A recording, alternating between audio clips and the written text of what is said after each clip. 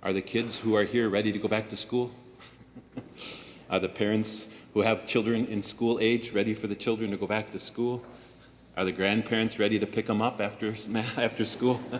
That happens a lot. That happens a lot.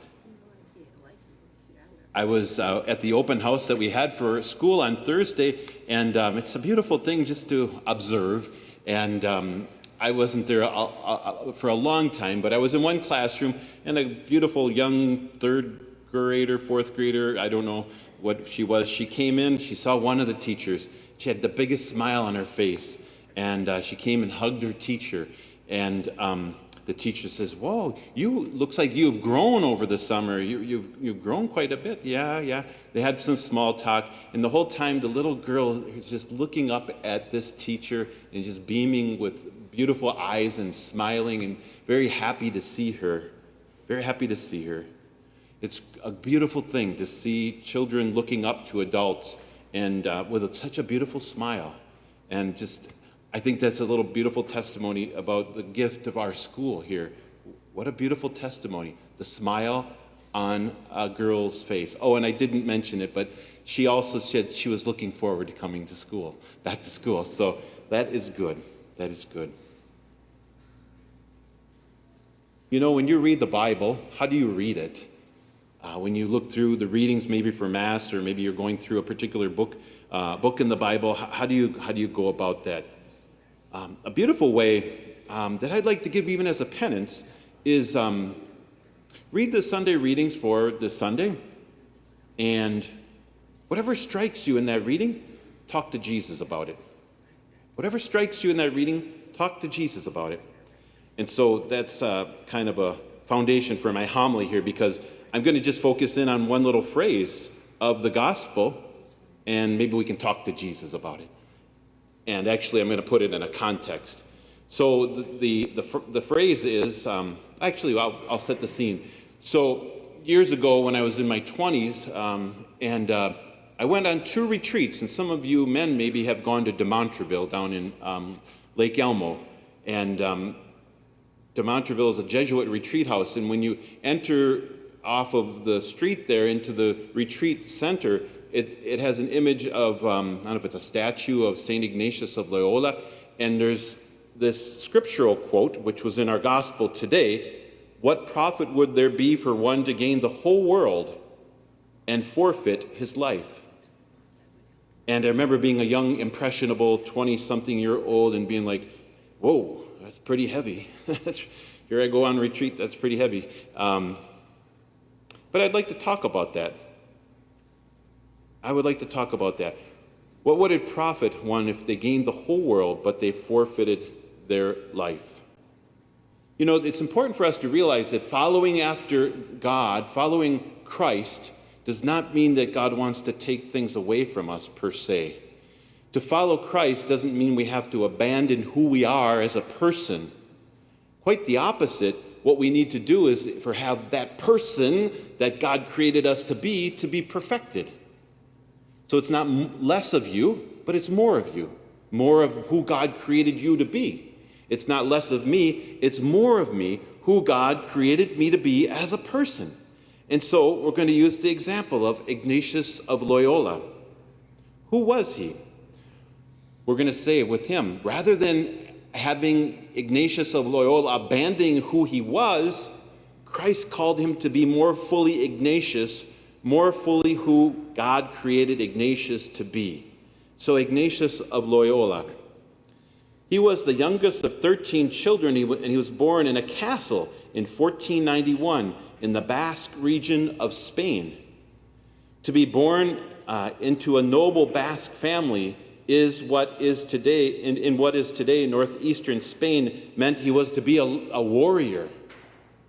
Ignatius was to be a warrior. And by all accounts, Ignatius embraced this life heartily and seemed to have enjoyed it. And he was knighted in 1517, and he was known as a rugged fighter and somewhat vain in his nobility, his vain nobility. Even by his own accounts, St. Ignatius was tempted to vainglory throughout his whole life. This is what it says in his autobiography. He was a man given over to worldly vanities, and having a vain and overpowering desire to gain renown, to gain glory for himself, he found a special delight in the exercise of arms in battle. He was a vain man. He had a heart that desired to do great deeds, but those deeds were not always very good. So, at one time he was fighting for the Spanish cause against the French, and Ignatius found himself and his comrades surrounded by a superior force. Though they had little chance of holding out against the siege, Ignatius persuaded his comrades to resist, lest they would lose their honor by surrendering. The result was not only were they defeated, the Spaniards, but Ignatius was hit by a cannonball in his leg that shattered his leg. And so Ignatius was carried home to Loyola, where he underwent a painful operation in an attempt to heal his leg. He actually had to have that operation twice, and his leg never fully healed, and so he walked with a limp the rest of his life. And it was during this low point in his life that Ignatius saw something different, saw something more beautiful. And what he did was being bedridden, he was bored. He was a man of adventure. He was a man of desire. He was a man who wanted to have glory. And here he is laying in bed with a broken leg. And he began to read books that were available to him. And the two books that were available were The Life of Christ and another book on the lives of the saints. In reading those books, Ignatius came to reflect upon his own life and his ambitions. He began to realize that all of his exploits in seeking earthly glory were vain attempts to fill a void that only could be filled by God. By the time that Ignatius was healed enough to leave his bed, he changed. His life was changed. He was going to head in a different direction.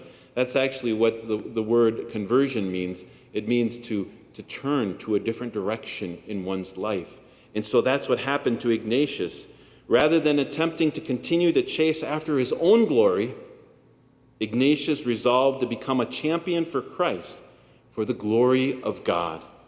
And you may know that his motto of the Society of Jesus, the religious community that he formed, is indeed all for the greater glory of God. Ignatius was a man who was on a mission. Ignatius understood what profit would there be for one to gain the whole world and forfeit his life. He was a man who wanted to conquer the world. And did he have to give up that desire to conquer the world, to be a follower of Christ? This is the key. No. God takes the raw material that you and I have, that he has given us, and even the raw material that goes down the wrong road, and he uses it if we're willing to give it to him. And so Ignatius, being full of himself and also being a valiant and strong man who had great and high ideals, God said, I can use that if you will bring that to me. And Ignatius brought it to him, and God used that. I think this is an important point, because you and I sometimes think we need to be someone other than we are in order to follow Christ. And certainly we need to be transformed as he desires to transform us, but he wants to transform me. The raw material that he gave me, the experiences that he gave me, the sins that I have fallen into, he wants to use all that good and bad and ugly, the whole bunch of it, so that I can be funneled into serving him in whatever way he likes. And so maybe I might have us all reflect now for a moment on that. Who are you? Are you someone who's vain in the negative sense, like Ignatius was, and yet maybe in the positive sense, you have an idealistic desire for something? Can God use that? Yes. maybe we're someone who's very attentive to detail, and maybe we're a perfectionist, as a matter of fact. Can God use that? Yes. You see, that's the beauty of following Jesus. Whatever we have, God can use. And so there's no one who can say, well, I don't have anything to give, because we all have something to give. And so Ignatius actually would go on to encourage another, who was Francis Xavier. I think we're familiar with his name. Francis Xavier, who had high ideals as well. And Ignatius of Loyola used this passage in the gospel to change the direction, not to change the person, to say you have to leave behind all that you are, Francis Xavier, but rather to use what Francis Xavier was and to direct it in a direction that would be towards Christ. And so he would say to Francis Xavier, he would say, what profit would there be, Francis, for us to gain the whole world if we have to forfeit our lives? Because Francis Xavier was someone who was very intelligent. He was a teacher, and he had great ideals too, and he had great desires, and he was going to become famous in his teaching. And Ignatius saw that, and he could see himself and his own desire for glory, and he took that and he says, turn it towards Jesus. Turn it towards God. God can use that. I think this is so important because if one thing that I've come to discover especially during COVID time, and we've come out of it, people have a lot of anger. People have a lot of anger. And some of it's righteous anger. And it's not bad. And we're kind of like, oh, I'm angry. Give it to Jesus. Hell, let him use your anger. He can transform that anger, and he can purify the anger too, because there's some stuff in there that's sinful. But give it to Jesus. He can use it, and he can transform it, and you can transform the world. You really can. I'm sorry. When I say that, do you believe that? That God could transform the world? I don't mean, in Mongolia where the Pope is, God bless him. But I mean your little world. I mean the people you know, your neighborhood. I mean your coworkers. I mean your children. I mean your grandchildren. In 1522, Ignatius became a pilgrim. You remember? The trajectory of his life has changed. He's a pilgrim now. He laid down his sword, and now he's taken up the shield of Christ. And he gave away all his clothing and his possessions to the poor, and he devoted himself to prayer and contemplation.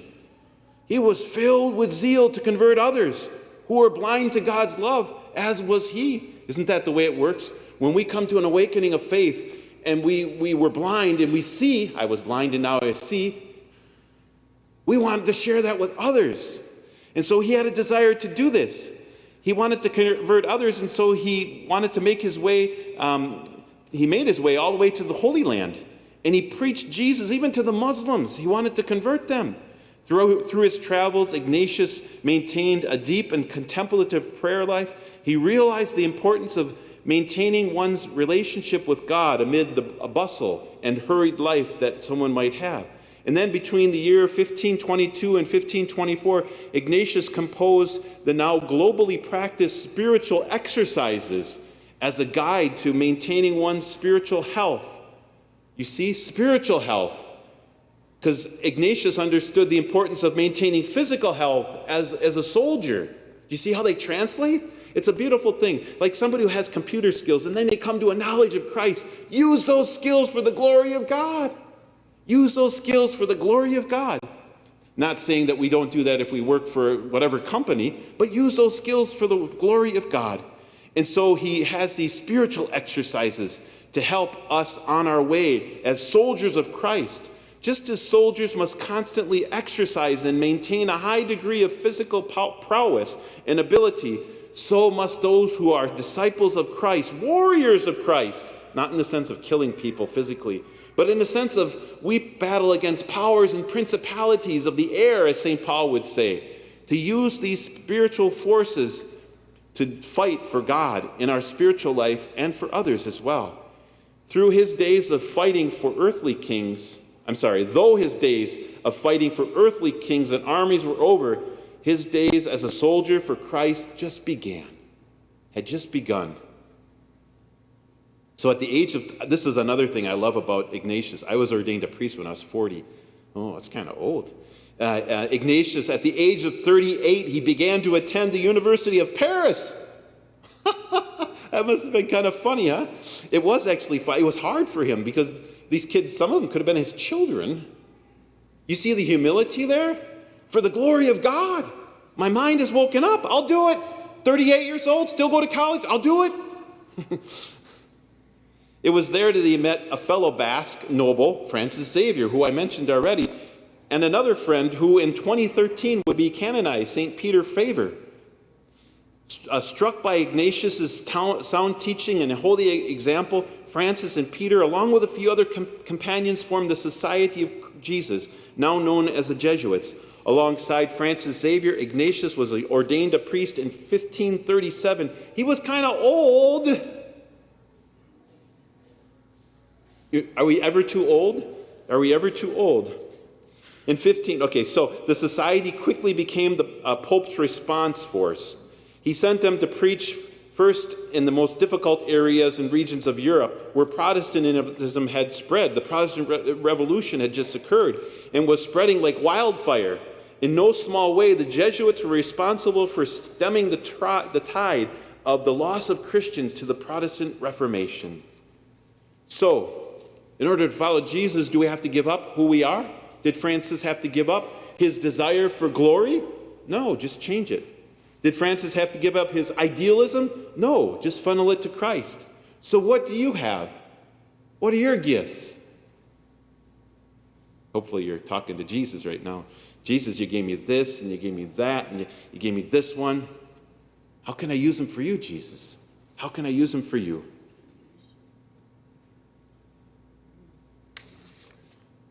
What profit would there be for one to gain the whole world and forfeit his life? Even at, I'd like to say Pope Francis, I think he's 86. Is he 86? I don't know. You can look that one up. He may be 86 years old. It's too late for him. He's kind of old. It's not too late for anyone.